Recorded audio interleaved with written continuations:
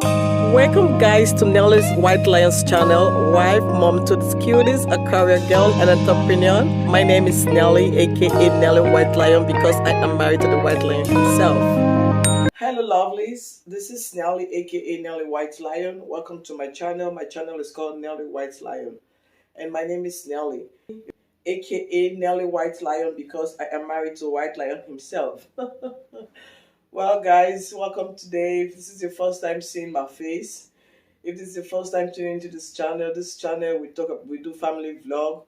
I talk about health, and I talk about pregnancy. I talk about migration to United States. I talk about business. I tend to talk about skin tutorial as time goes on, health issues and other stuff. So if this is one of the things you would want to listen, even about pregnancy too, because I'm currently pregnant. Hopefully you guys can see my bum. If this is one of the things you're interested to know about, to learn about, or to hear about, if you've not subscribed, please consider subscribing.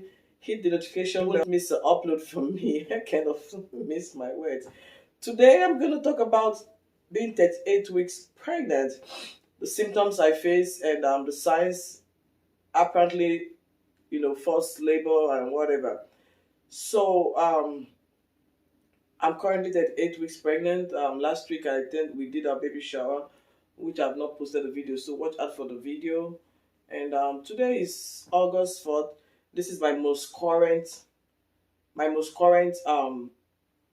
vlog. This is my most current update, most current video. So I'm really tired, even though I don't look it. I'm really tired. And one other thing I want to say is, if you've noticed that my voice is off, if you've noticed my videos, my voice has been going off.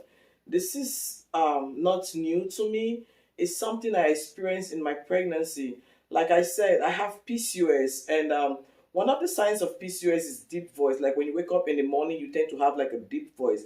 Even though my voice has been clear all this while, I usually notice in my past pregnancies, when I get to this stage, this stage, my voice tends to get a little bit deep. So, and at the same time, I have allergies, and this is what I'm taking for it. You see, I have allergies. I have a cold. I have stuffy nose, and have slight cough.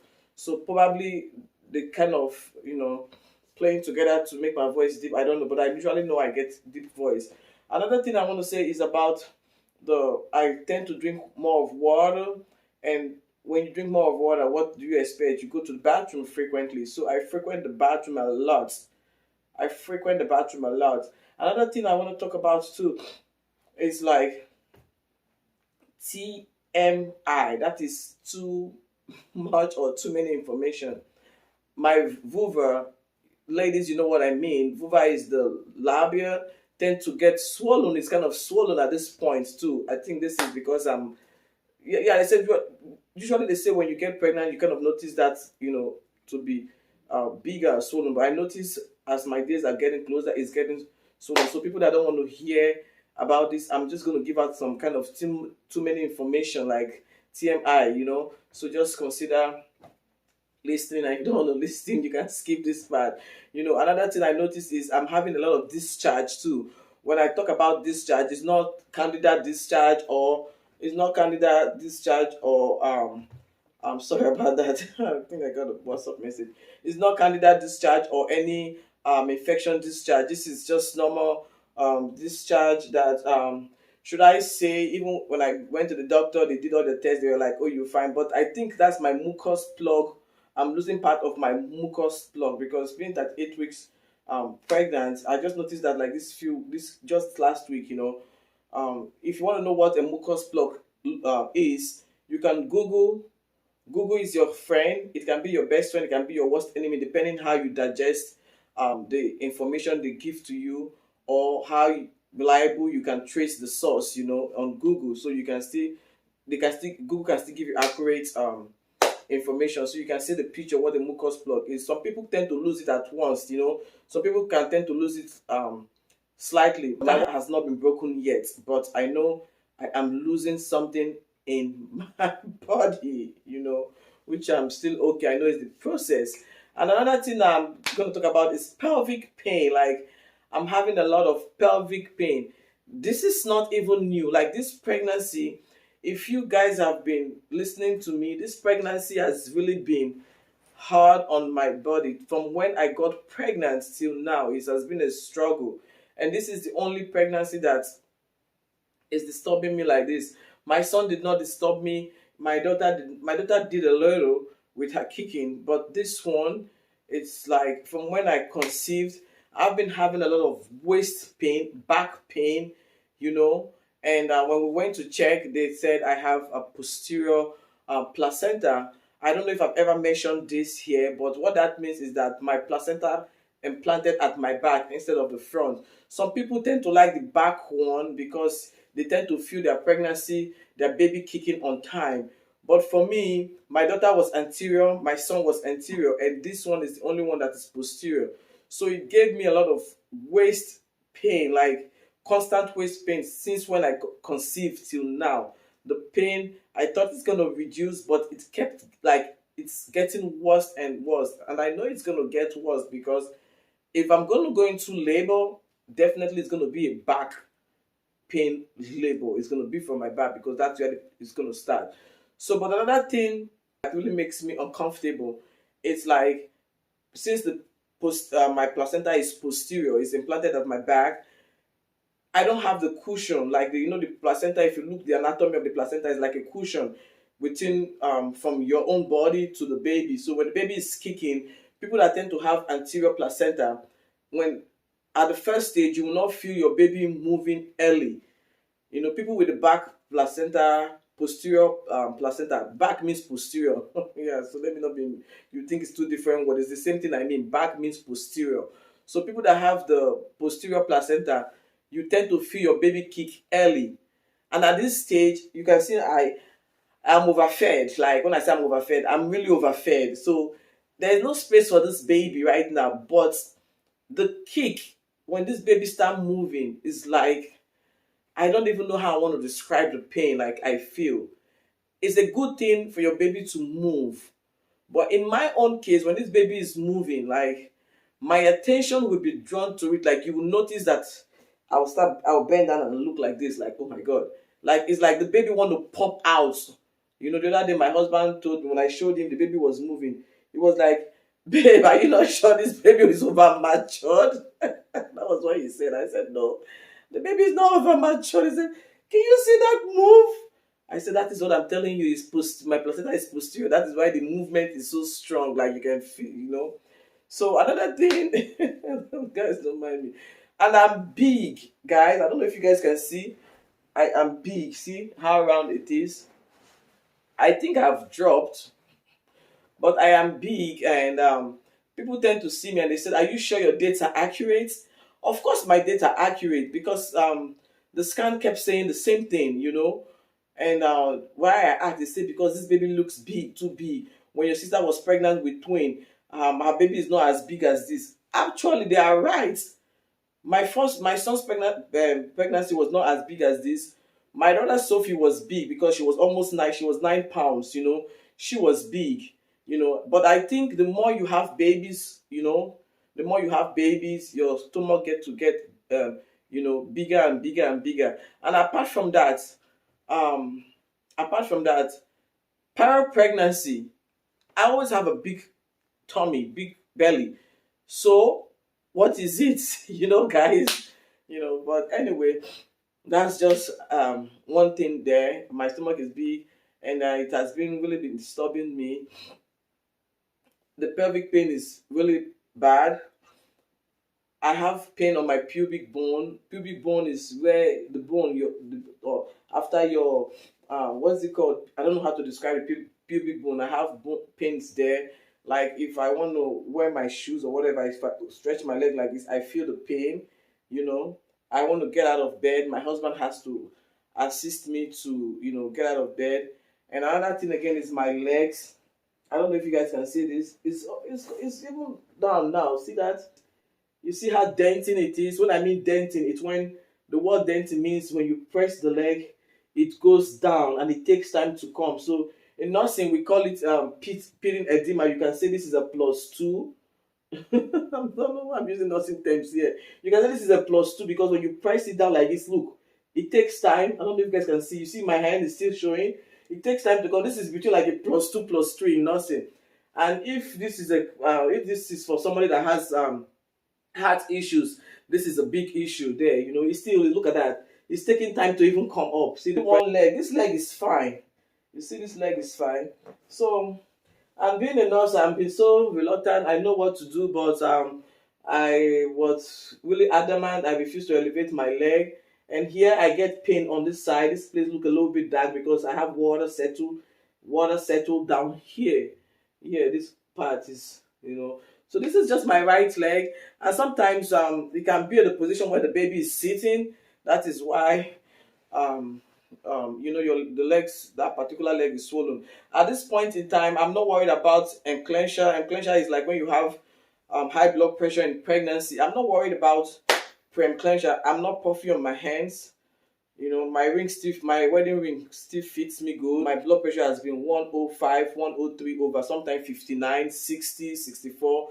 So I'm fine. I'm not worried about pre-enclencher. I'm not seeing anything or any sign, you know. I'm not worried about that, but just that I've not been able to, elevate my legs, you know.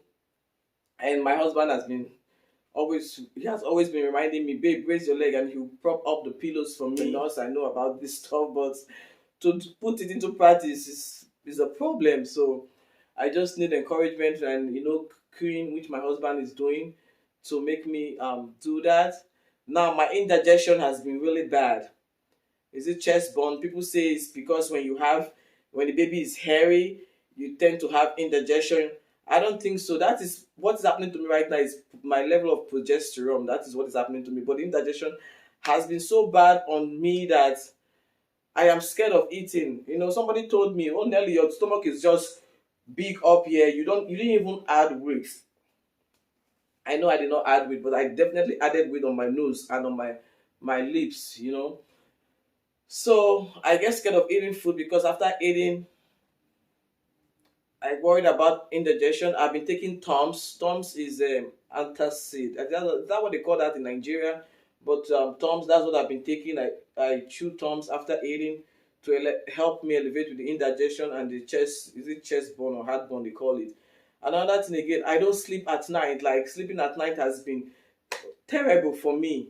This couch you see, this chair, this is what I do.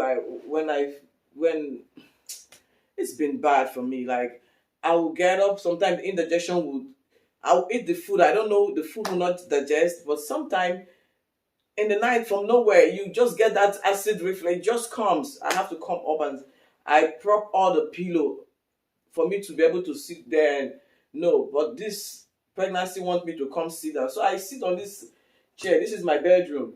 I sit on this chair and I put my leg like this, and that is how I stay sometimes till 4 a.m. Then everything must have calmed down before I go sleep. Guys, this is what I'm going through. This is what I go through, you know. But God has been merciful. I'm there already. You know, I'm ready for the baby to come out. I'm going to pack my hospital bag today or tomorrow, and I'll watch out for that video. So it has been this going on, and I crave a lot of food. Sometimes I will be driving, I will have this aroma of food will just come to my nose. It's in my head. If presented the food to me, I won't be able to eat the food. I'll be scared to eat the food. This is one thing I've noticed. But I notice I always crave watermelon. And when I see that watermelon, I want it to be chilled. And I ate it. And mango, that's one thing I eat in this pregnancy that I know that even when I envision it in my head, I perceive it, I see it, I ate it. Watermelon and mangoes, they've been my companion. And I chew a lot of ice. Tell me down in my comment, do you guys do this? Do you crave for ice like you chew ice too? I think they call that pica or what. And my husband keeps saying, you've started eating ice again. That's how Sophie was born. She started having kind of breathing. I said that was not the issue. I need to satisfy this body. This body carrying this baby need to be satisfied. So whatever I crave for, I'm going to eat it. For the fact that I'm not eating sand, Ice, I'll eat ice. And I know it's not good, but I keep eating it because my body needs ice, This period, I'm craving for ice a lot. And like, I don't know if it is the weather. This is what I've been going through. Like, if I walk a short distance, I'll be panting. It's not as if I'm having SOB. SOB is shortness of breath, like difficult breathing. I'm not having no SOB. But when I walk a little, I will just get tired. Of course, I'm taking my prenatus, but I don't know what is going on. Like, this pregnancy has been so hard on me. Officially, I'm supposed to stop working on the 7th of August because I'm already there. But this pregnancy, unofficially, I gave myself maternity leave. I stopped working since last week. I stopped working since last week. Like, unofficially, I said no. I've given myself even today that I'm recording this video, 4th of August, I'm supposed to be at work, but I told them no. Me, I've started my own leave. It's hard. My first son, Javon, he was born August 6th. I worked the August 6th. No, I worked the August 5th.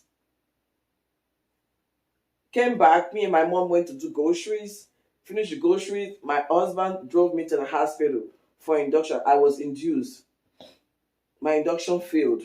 That was why he was born August 6th. But I worked till the very last day. For Sophie, she was supposed to be born the next day. I stopped working today. But this pregnancy, I can't even go. Look at me. I stopped working July, and I still have August.